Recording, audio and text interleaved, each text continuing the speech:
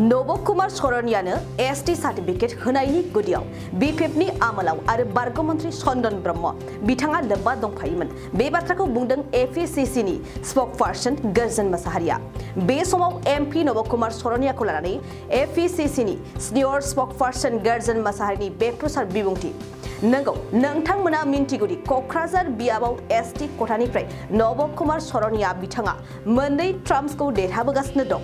आरो जोबथायाव दावराव देख्रेब आरो जनकलाल बिथांमोननि नाजानायाव गोजौ बिजिरसालिया थांनाय 1 खालाराव नब'क सरनिया बिथाङा एसटी हारियाव गोग्लैया होननानै राय होनायखौ लानानै गोबां सावरायगासिनो दं आरो बेखौ लानानै दिनै गोर्जोन मोसाहारिया बर' माहारिनि आफाद एबसु आरो बर' साहित्य सभा बिथांमोनखौ खौसे जानानै बेनि हेंथायै गसंथेनो खावलायदों आरो नब'क सरनियानो एसटी सार्टिफिकेट होनायनि गुदियाव बीपीएफ सरकार आरो बारग' मन्त्रि चन्दन ब्रह्म बिथाङा रोखा लोब्बा दं होननानै दिनै बिथां गोर्जोन मोसाहारि बिथाङा फोरमायो आरो बे हाबाफारियाव जाफुंसार जानायनि थाखाय दावराव देख्रेब आरो जनकलाल बिथांमोनखौ साबायखर बावो। 2014 आवनो बिथाङा बै समाव ओरैबायदिमोन ट्राइबल संगननो एसटी सार्टिफिकेट होनायनि दायित्वखौ होनाय जायोमोन। जोंबो मालाबाबो डिसिआव लांफैफेराखैमोन। आंबो स्टुडेन्टआव मोनसे समावहाय जोंहा नैबे हाथिमाथियावनो दङ ट्राइबल संगनि अफिस, बिनिफ्रायनो जोङो एसटी सार्टिफिकेटखौ लांफैयोमोन आरो मा। दा बे हिसाबै जेब्ला नब'क सरनियानि रेकर्ड मथे एसटी सार्टिफिकेट बिथाङा अबटेन खालामदों, बे समाव एक्चुअलि बीपीएफआनो सरकारखौ दाबाय थादोंमोन आरो WPTनि मन्त्रि हिसाबै जोंहा आदा चन्दन ब्रह्म मन्त्रि बिथाङानोमोन। दा बे हिसाबै डाइरेक्टलि इनडाइरेक्टलि WPT डिपार्टमेन्ट अथा चन्दन ब्रह्मआ बाहाय इनभल्भ दङ। आङो बेबायदि मोनदों। दा बेखायनो जोङो भबिष्यताव साबधान जानांगोन। दिनै हाइकर्टआ बे खोथाखौ बुंदों जे दिनैनिफ्राय बे अर्डार मथे जोंनि ट्राइबल संघआ सोरनोबा एसटी महरै सार्टिफिकेट होनायनि सल दायित्वखौ बिथांमोना मोनाखै। ट्राइबल संघ हिसाबै मोनसे ट्राइबलनि मोनसे आफाद हिसाबै बिथांमोना मिथिगौ सोरनो ट्राइबल होनांगौ होनाङा, बिथांमोनखौ मोनसे इम्परटेन्ट होगोन। नाथाय बिथांमोनहानो जे सोरनोबा एसटी सार्टिफिकेट होनायनि सल दायित्वखौ बिथांमोना, बेनिखायनो दिनै कर्टआबो बेखौ बोखारनानै लानाय जाबाय। नाथाय नङा, बेबायदिथ' नङा। नोंथाङा बे रिपर्टखौ नायनो हागोन जे जादुराम मालाकारनि जे रिपर्ट, बिराद गोलाव रिपर्ट बियो। बाहाय 7था पेज रिपर्ट दङ। सोरबाया मोनाखैबा बेखौ लांफैनो हागोन। दा बे रिपर्ट मथे माखासे लिरनायफोरखौ ओरैबायदि लिरदों, प्रमद बर'आबो बेखौ सम लानानै फरायनांगोन। आं फरायनि दे, गुसुङै फरायगोन आं, रायजो राजाफ्रा खोनासङोब्ला मोजां जागोन। ओरै बुंदों बावहाय जे 1950 as amended from time to time under the article number 342,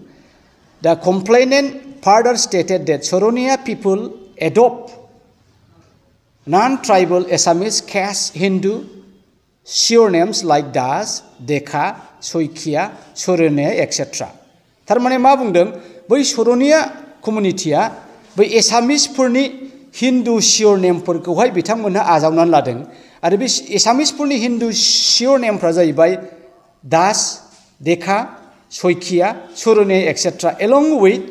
general caste Assamese language आरो बिथांमोनहा ट्राइबेल मोनब्लाबो एसामिस रावखौ आजावनानै लाबाय होनदों आरो मा होनदों, बिथांमोननि कालचारखौ आजावनानै लाबाय, बिथांमोननि कास्टमखौ आजावनानै लाबाय, बिथांमोननि ट्रेडिशनखौ आजावनानै लाबाय, बिथांमोननि फेस्टिभेल रंजा फोरबो, बिथांमोननि गाननाय जोमनाय, बिथांमोननि धोरोम, बिथांमोननि फोथायनाय, बिथांमोननि खुलुमनाय, नामखर एक्सेट्राखौ बिथांमोना आजावनानै लाबाय, which is distinctly different from Boro Kosaris who have their own set of tribal surnames and own language culture. आरो जाय बर' ट्राइबेलफ्रा गावसिनि सियरनेमफोर दङ, गावसिनि आलादा लेंगुवेज दङ, गावसिनि कालचार दङ आरो मा दं होनबावदों, गावसिनि कास्टम दङ, गावसिनि ट्रेडिशन्स दङ, गावसिनि फेस्टिभेल रंजा फोरबो दङ, गावसिनि रिचुवेल्स दङ, सेरेमनिस, ड्रेस, फुड, गाननाय जोमनाय, जानाय लोंनाय, धोरोम फोथायनाय, खुला अपेन वारशिप होनदों प्लेस, जेरेखम गारजासालि एन्ड खेराइसालि,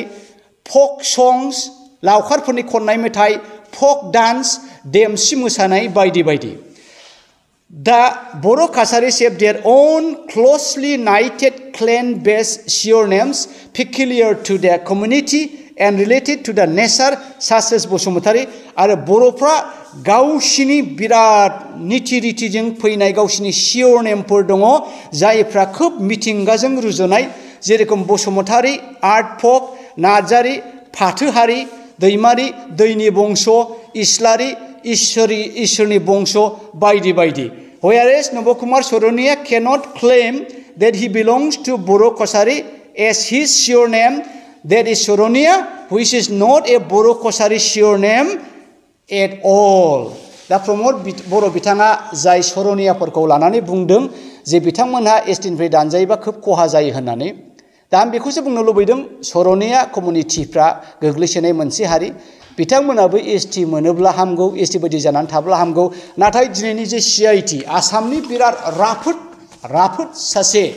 सिआइडि जादुराम मालाकारनि रिपर्ट मथे थन्न रिपर्ट मथे काउन्टार एगेन काउन्टारनि रिपर्ट मथे ओरैबायदि मोनबाय जे सरनिया कमिउनिटिया बिथांमोननि फोथायनाय मावनानै दांनानै जानाय हुनाय धोरोम नीति रीति बिथांमोना खुनु फैदे एसटि जानो हाया अब्ला सोरबा प्रमोद बर' सोरबा WPTनि एक्स मन्त्रि